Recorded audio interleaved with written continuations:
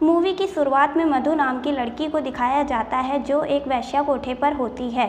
वहाँ इसे ग्राहक के लिए तैयार किया जा रहा होता है। इस कोठे को रश्मिबाई संभालती है। रश्मिबाई को पता चलता है कि मधु इनको बहुत परेशान कर रही है। ना तो वो धंधे पर बैठ रही है और ना ही कुछ खा पी रही है। तभी एक लड़की कहती है कि मधु को सिर्फ गंगू ही ठीक कर सकती है। तभी गंगू की एंट्री होती है, जिसे रश्मिबाई कहती है एक नई लड़की आई है जो धंधे पे नहीं बैठ रही है। गंगू कहती है कमाठीपुरा में कभी अमावस की रात नहीं होती क्योंकि यहाँ पर गंगू रहती है। गंगू चांद थी और चांद ही रहेगी, ये कहकर वह मधु के पास चली जाती है। फिर हमें यहाँ पता चलता है कि मधु का पति उसे यहाँ पर छोड़ गया था और फिर गंगू अपनी कहानी उस लड़की को सुनाने लगती है। गंगू काठियावाड़ी की होती है जो अपनी लाइफ से काफ़ी खुश होती है, जो हीरोइन बनने का सपना देखती है। और एक दिन जब उसका बॉयफ्रेंड रामनीक मुंबई के लिए टिकट लेकर आता है तब गंगू बहुत खुश हो जाती है और वह अपने माँ बाप को बिना बताए ही मुंबई के लिए निकल जाती है। गंगू को बीच बीच में यह भी लगता है कि उसने अपने माँ बाप को नहीं बताया तो उन पर क्या बीत रही होगी, लेकिन रामनीक कहता है कि एक बार तुम्हारी पिक्चर थिएटर में लग गई तो पूरा काठियावाड़ी झूम उठेगा। लेकिन अब गंगू को क्या पता था कि उसकी लाइफ बर्बाद होने वाली है। रामनीक गंगू को कमाठीपुरा में लेकर आता है। यहाँ वो गंगू को इस बहाने से लेकर आता है कि यहाँ पर उसकी शीला मौसी रहती हैं जो उसे हीरोइन बना देगी और उसे पिक्चर में काम देगी। लेकिन ऐसा कुछ नहीं होता है। रामनीक गंगू को वैश्या कोठे पर छोड़कर चला जाता है क्योंकि वो गंगू को 1000 रुपये में बेच देता है। गंगू को यहाँ पर एक कमरे में बंद कर दिया जाता है। गंगू बहुत ही दुखी और बुरा फील करती है और 4-5 दिन तक ना तो कुछ खाती है और ना तो कुछ पीती है। गंगू की जो आखिरी उम्मीद थी वह भी टूट जाती है कि अब वह घर किस मुंह से जाएगी।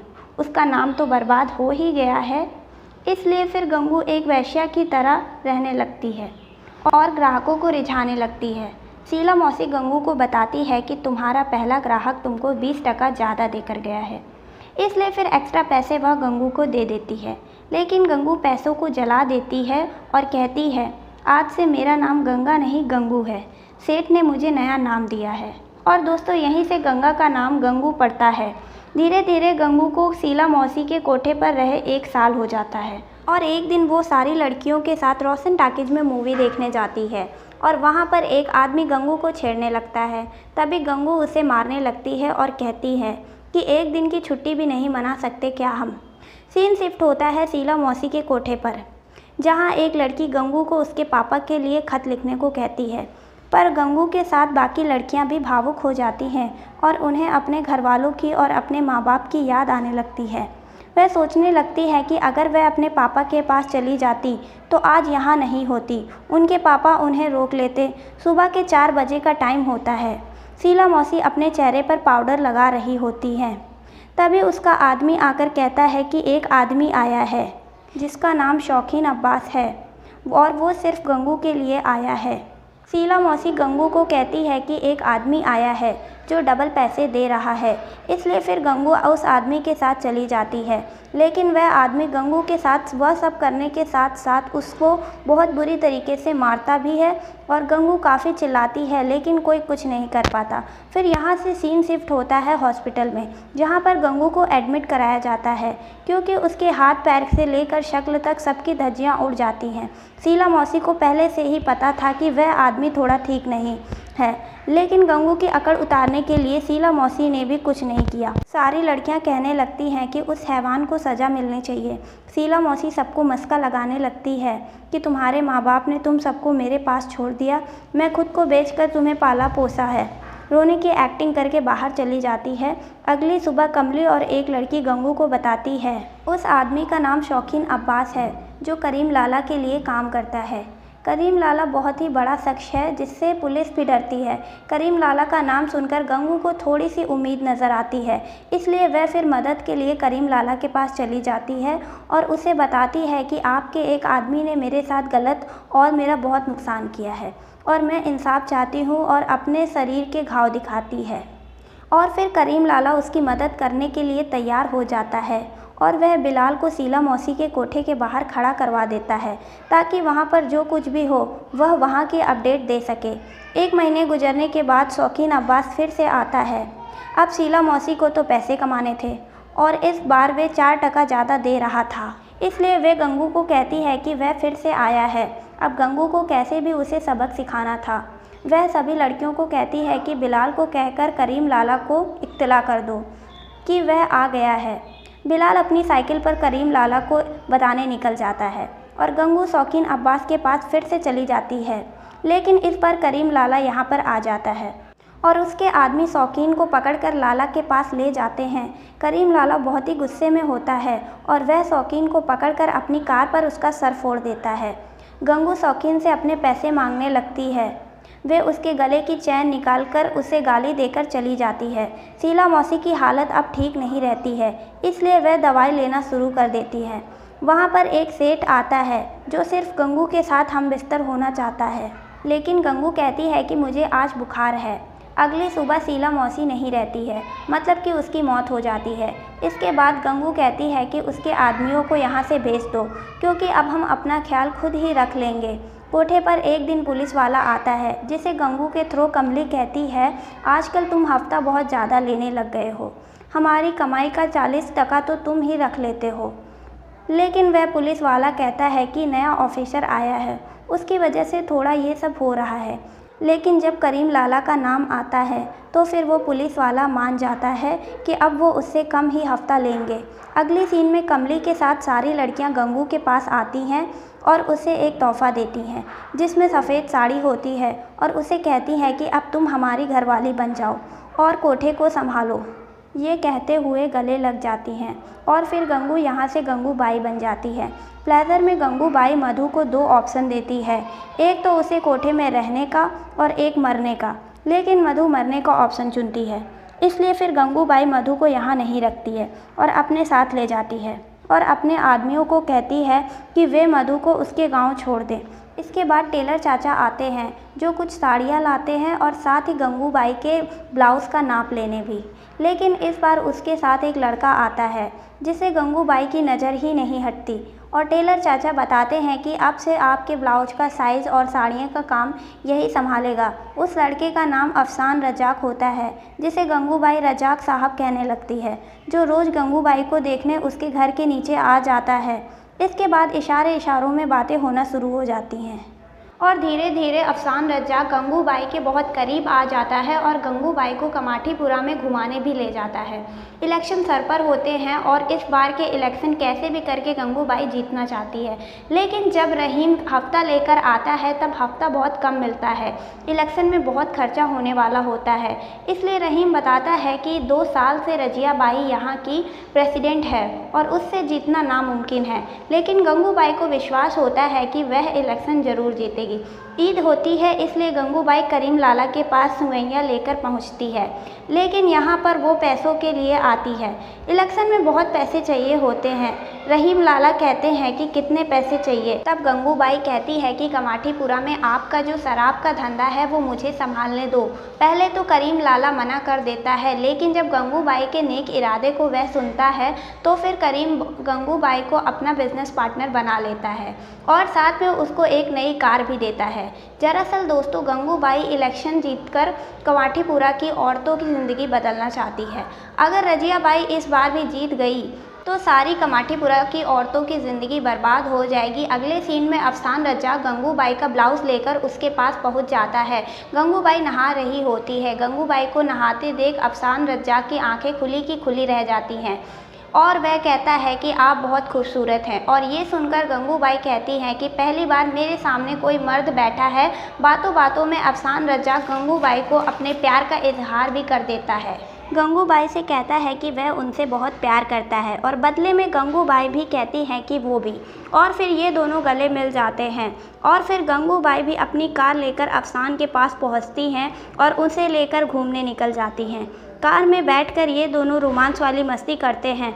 रात हो जाती है और गंगू बाई खूब टल्ली होती है। तभी वहाँ रजिया बाई के आदमी आते हैं और गंगू बाई से कहते हैं कि रजिया बाई मिलने को बुला रही है। गंगू बाई मना कर देती है और वो कहती है कि वह बहुत बिजी है। लेकिन जब रजिया बाई का आदमी औकात की बात करता है तब गंगूबाई उसे मारकर भगा देती है। गंगूबाई के कोठे पर पुलिस रेड मार देती है। पुलिस वाले यहाँ रजिया बाई के कहने पर आते हैं, लेकिन गंगूबाई पुलिस वालों को पैसे देकर उनका मुंह बंद कर उनको भगा देती है। अगले दिन जब गंगूबाई अपनी लड़कियों के साथ खाना खा रही होती है तभी वहां रजिया बाई आ जाती है। वो गंगूबाई को इलेक्शन में खड़ा ना होने के लिए कहती है और साथ ही धमकी देती है, लेकिन गंगूबाई डरती नहीं है और रजिया बाई कहकर चली जाती है कि शाम को मोहल्ले में 9 बजे भाषण है, वहाँ पर आ जाना। इसके बाद गंगूबाई फ़ोन पर करीम लाला को बताती है कि वह कैसी भी ये इलेक्शन जीत कर रहेगी। साथ में यह भी कहती है कि वे खाम रेड मारने आए थे लेकिन खुद ही मरवा के चले गए। उसी बीच गोविंद सेठ आता है जो मूवी रील लेकर आता है और फिर रात को 9 बजे पर्दा लगाकर गंगूबाई सारे मोहल्ले वालों को पिक्चर दिखाने लगती है, जिसकी वजह से रजिया बाई के भाषण में कोई नहीं जाता है, लेकिन गंगूबाई जाती है। रजिया बाई बहुत ही गुस्से में होती है क्योंकि यहाँ पर एक भी आदमी नहीं आता है। ये सब कुछ गंगूबाई इसलिए करती है ताकि वो इस बार के इलेक्शन कैसे भी जीत सके। रजिया बाई उससे कहती है कि मुझे हराना और कोठे पर डोली लाना दोनों ही नामुमकिन है। अब तुमने जंग शुरू कर दी है तो अब गुहार भी लगा दो। अगली सीन में जब गंगूबाई छत से कपड़े ले रही होती है तब उसे पिंजड़े में कुसुम की बेटी दिखती है, जिसे निकालकर गंगूबाई कुसुम के पास ले जाती है। कुसुम की बेटी का नाम रोशनी होता है। रोशनी की माँ नहीं चाहती कि उसकी बेटी भी धंधे पर बैठे, इसलिए वह इन सब चीज़ों से रोशनी को बहुत दूर रखती है। लेकिन गंगूबाई कहती है कि बेटी को पिंजड़े में रखना भी गलत है। कुसुम कहती है कि अब इसकी शादी की उम्र हो गई है, इसे धंधे पर तो नहीं बैठाऊंगी, भले ही इसे मार दूंगी लेकिन धंधे पर कभी नहीं। तभी फिर गंगूबाई के दिमाग में एक आइडिया आता है। वे कुसुम की बेटी रोशनी का रिश्ता लेकर अफसान रज्जाक के घर पहुंच जाती है, लेकिन अफसान रज्जाक साफ साफ मना कर देता है कि उसे ये रिश्ता मंजूर नहीं है क्योंकि वे गंगूबाई से प्यार करता है। गंगूबाई भी उससे प्यार करती है, लेकिन ये सब कुछ वह इलेक्शन के लिए कर रही होती है। अगर गंगूबाई ने अफसान और रोशनी की शादी करा दी तो सारे मोहल्ले वाले उसे ही वोट देंगे, क्योंकि आज तक किसी कोठे पर किसी की डोली नहीं उठी। अफसान गंगूबाई से पूछता है कि ये क्या तुम्हारा आखिरी फैसला है? तब वो कहती है कि हाँ, इस बार का इलेक्शन जीतने के लिए गंगूबाई कुछ भी कर सकती है। वो अफसान से प्यार करती है, लेकिन वो अपने प्यार को कुर्बान कर देती है और अफसान की रोशनी की शादी करवा देती है। इलेक्शन का रिजल्ट आ जाता है और कमली गंगूबाई को बताती है कि तुम अब कमाठीपुरा की नई प्रेसिडेंट हो। गंगूबाई सारी लड़कियों और महिलाओं को जीतने के लिए शुक्रिया अदा करती है और कहती है कि जितना प्यार आप लोगों ने मुझे दिया है उससे कई ज़्यादा प्यार आपको सूद समेत मैं वापस दूंगी। और यहीं से गंगूबाई राजनीति में अपना पहला कदम रख देती है और एक हिम्मत भरी स्पीच के साथ सारी लड़कियों और महिलाओं को खुश कर देती है। अगले सीन में गंगूबाई डेंटिस्ट के पास होती है। यहाँ वह सोने का दांत लगवाने आती है क्योंकि अब इलेक्शन जीत चुकी है और उसने यह सोचा था कि अगर वह इलेक्शन जीत जाती है तो वह सोने का दांत लगवाएगी। अगले सीन में गंगूबाई अपने घर पर फ़ोन लगाती है और 12 साल बाद वे अपनी माँ से बात करती है। गंगूबाई काफ़ी इमोशनल हो जाती है। उसकी माँ उसे बताती है कि उसके बाबा अब नहीं रहे। ये सुनकर वो बहुत दुखी हो जाती है, लेकिन बात करने के कुछ ही सेकंड बाकी होते हैं और फिर फ़ोन कट हो जाता है। नवरात्रि का टाइम होता है और ये सब नवरात्रि की तैयारी में लगे होते हैं। कमली गंगूबाई को बताती है कि मेरा तीसरा महीना है, इस बार मैं अपने बच्चे को रखने वाली हूँ, कोई तो होना चाहिए मेरे लिए। नवरात्रि की रात के बाद गंगूबाई अपने भाई करीम लाला से मिलने जाती हैं, लेकिन लाला उसे वहाँ पर 2 आदमियों से मिलवाते हैं और गंगूबाई से कहता है कि 14 नंबर गली के पीछे जो स्कूल है उसके साथ मिलकर इसने पिटीशन तैयार किया है कमाठीपुरा को खाली करवाने का और तुम्हारा धंधा बंद करवाने का। लेकिन करीम लाला कहता है कि ये आदमी स्कूल की आड़ में एक बिल्डर के साथ मिलकर बड़ी बड़ी बिल्डिंग बनवाना चाहता है। करीम लाला उस आदमी की बेइज्जती करके उसे भगा देता है, लेकिन वो गंगूबाई से कहता है कि बिल्डर को मैं संभाल लूँगा, लेकिन स्कूल वालों को तुम्हें संभालना होगा, ये तुम्हें कोर्ट कचहरी तक घसीटेंगे। गंगूबाई कहती है कि इन सब झमेलों में मुझे नहीं पड़ना। करीम लाला कहता है कि तुम्हें अपने डर को दूर करना होगा और कमाठीपुरा की औरतों के घर को उजाड़ने से बचाना होगा। काफ़ी दिन बीत जाते हैं। स्कूल वाले कमाठीपुरा को खाली करो, वैश्यावृत्ति बंद करो, गंगूबाई मुर्दाबाद ऐसे नारे लगाना शुरू कर देते हैं और वो ठान लेते हैं कि वह कैसे भी करके कमाठीपुरा को खाली करवा कर ही रहेंगे। फिर स्कूल के फादर को दिखाया जाता है जिनसे एक रिपोर्टर मिलने आता है। तभी यहाँ पर गंगूबाई भी आ जाती हैं और वो भी अपनी लड़कियों के साथ। एक्चुअली गंगूबाई इस स्कूल में अपनी लड़कियों का एडमिशन कराने आती हैं, लेकिन फादर मना कर देता है क्योंकि ये सब कोठे की लड़कियाँ होती हैं। लेकिन अब इतनी हिम्मत फादर में कहाँ कि वह गंगूबाई को मना कर दे, इसलिए उसे लड़कियों का एडमिशन करना ही पड़ता है। वो रिपोर्टर गंगूबाई से मिलने आता है जो इंटरव्यू लेने के साथ साथ गंगूबाई की फ़ोटो भी क्लिक करता है। इसी बीच उसकी लड़कियां वापस आ जाती हैं जो गंगूबाई से कहती हैं कि टीचर ने उन्हें मारकर भगा दिया। कमली की तबीयत बहुत ज़्यादा ख़राब होती, वो अब माँ बन चुकी है लेकिन उसकी कंडीशन बहुत ख़राब होती है। गंगूबाई उससे कहती है कि वह जल्दी ठीक हो जाएगी और वो उसके बच्चों का ख्याल रखेगी। तभी अगले दिन कमलीबाई नहीं रहती, वो गुजर जाती है। अगले दिन गंगूबाई का इंटरव्यू वो रिपोर्टर मैगज़ीन में छपा देता है, जिसे देखकर गंगूबाई काफ़ी खुश हो जाती है और वह गंगूबाई से कहता है कि आज़ाद मैदान में एक रैली होने वाली है जहाँ पर 400 से 500 लोग आएंगे और तुम वहाँ पर अपने हक की बात रख सकती हो। फिर गंगू उस मैदान में पहुंच जाती है, लेकिन जो रिपोर्टर ने उसे एक स्पीच में दिया था वो उसे फाड़ देती है और सब कुछ अपने दिल से कहती है। तभी वो कहती है कि हम भले ही वैश्या हैं, लेकिन समाज में हमें भी समान अधिकार मिलना चाहिए। हमारी लड़कियों को भी शिक्षा का हक मिलना चाहिए और वैश्यों के हक के लिए ऐसा जोरदार भाषण देती है जो चारों तरफ फैल जाता है। अगले ही दिन गंगूबाई की स्पीच की वजह से एक मंत्री उससे मिलने आता है जो उससे कहता है कि मुझे अगला चुनाव जिता दो।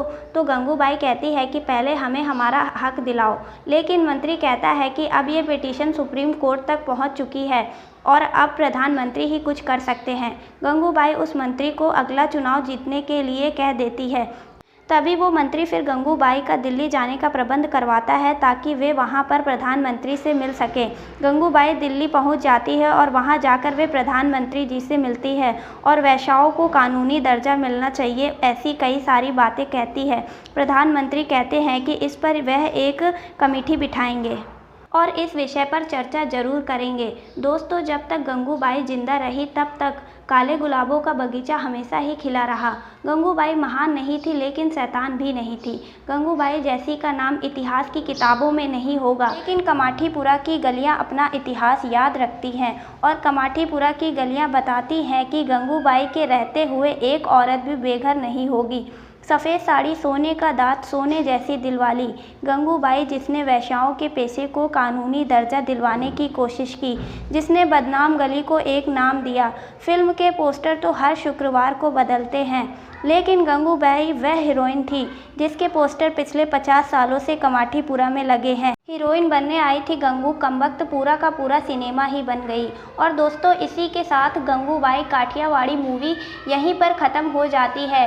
गाइस, आपको ये मूवी कैसी लगी आप कमेंट में ज़रूर बताना।